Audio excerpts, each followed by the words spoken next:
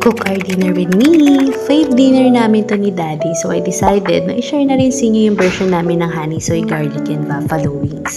So, first, timplahan nyo muna yung chicken nyo ng patis, pepa, and calamansi, at saka egg.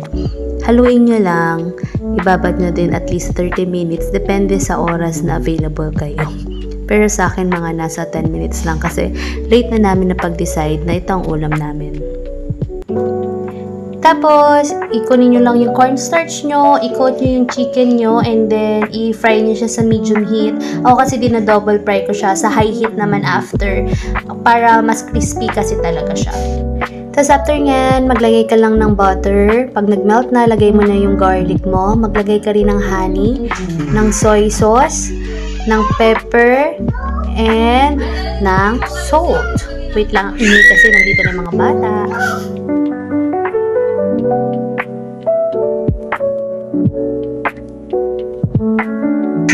Tapos, i-mix-mix mo lang yan hanggang mag-thicken yung sauce, saka kumulo siya. After 2 to 3 minutes, pag talagang kumukulo na siya, tapos parang nagka-caramelize na and everything, low heat lang yan guys ha.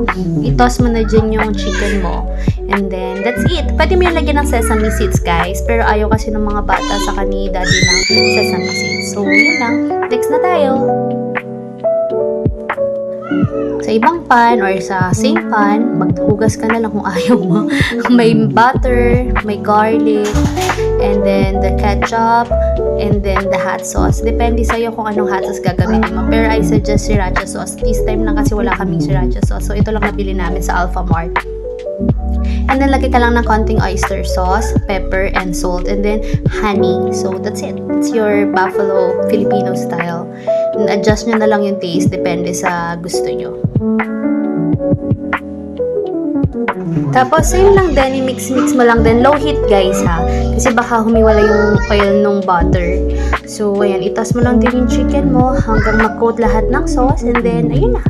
Tapos na. Lagyan mo ng green onions per color. So, per color. And, ayan, i-plating mo na. And serve mo yan with your rice. Na mainit na mainit.